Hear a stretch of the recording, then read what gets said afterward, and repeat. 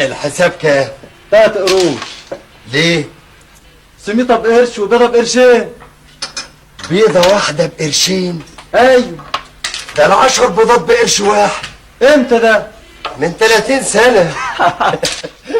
اقول لك خد البيضة، انا مش عايزها، هات لي شوية ملح اغمس بيهم. عينيا.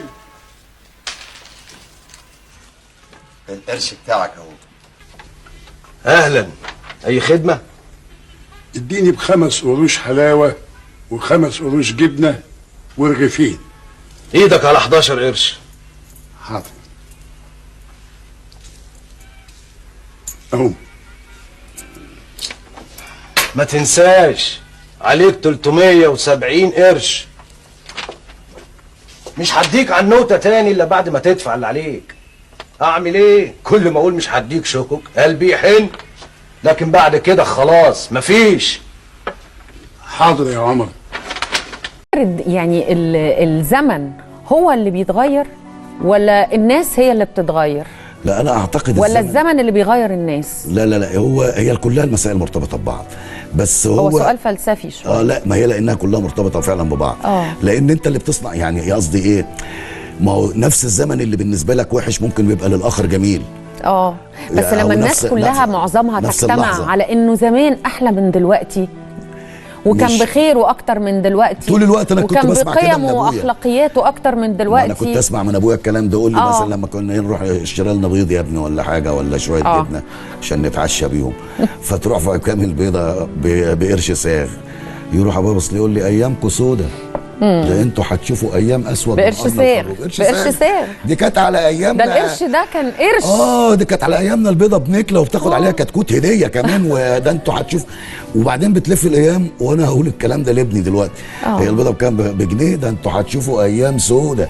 ده وابني هيقول بقى هو طول الوقت احنا بقول لك سيد درويش له اغنيه بتتكلم اللي هي ما دام الضاني غالي عن وما دام الضاني غالي وكذلك العجالي ابدا مش راح نعتق حصانا او حمارا او بغلا قبدا قبدا.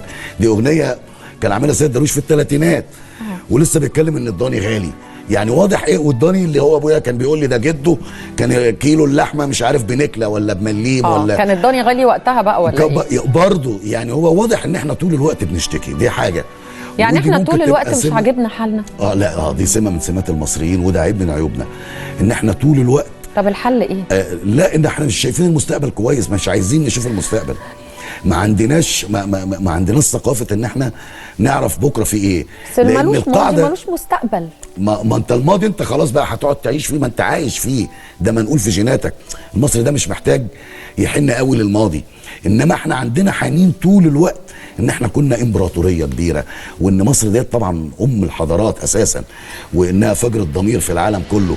فهو احساس الاحباط اللي بيتولد عند الناس احيانا، فما بيشوفش المستقبل، او نتيجه ان هو حاسس ان هو مش واخد حقه في الحاضر او في الواقع، فحنينه طول الوقت للماضي ان هو ازاي زي ما احنا عمالين نتكلم دلوقتي، فين ايام الخلافه الاسلاميه. طب لو خيرت انك تبقى في الزمن ده اللي فات ده ولا الزمن اللي احنا فيه اليومين دول، تفضل تروح انهي، تعيش في انهي؟ والله انا اختار ده.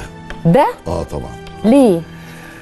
لان طبعا انا عندك ذكريات وحشه في الزمن اللي فات ولا ايه؟ ذكريات وحشه، ذكريات حلوه بس حنيني ليها لان كنت طفل، لان كنت شاب، لان والظروف والايام بتختلف. لكن انا سعيد ان انا شايف حضاره زي دي وشايف تكنولوجيا يعني اللي احنا بنشوفه دلوقتي ده كان خيال علمي بالنسبه لنا. ولسه كمان اللي هيحصل في خلال ال4 5 سنين ده هيبقى خيال علمي بالنسبه لنا واحنا قاعدين. يعني كنا مين كان يتخيل ان في يوم من الايام يبقى معاك حته حديده كده تتصل بيها في العالم من اي حته من اي مكان، انك تبقى قاعد في قاره وابنك في قاره وبتكلموا بعض، فاتحين على بعض النت وبتتكلموا وعايش معاه وعايش معاك، رغم انها قربت المسافات. بس في ناس بتشتكي منه وبتقول لك انه الموبايل ده بقى صداع. لا يعني وبقى مصدر ازعاج. بص ربنا سبحانه وتعالى وبقى تطفل من الناس على خصوصيتك. ما هو كل شيء وممكن يكون عيبه اكبر من ميزته. بص هقول لك حاجه، توازن الطبيعه يقول لك ايه، من سم التعبان باخد الترياق، وعلشان اتحصن من الكوليرا باخد كوليرا من نفس المرض، علشان يتعرف على كرات الدم البيضاء فتعرفوا يعني ايه الشيء ونقيضه هو اللي بيخلق الحياه على فكره.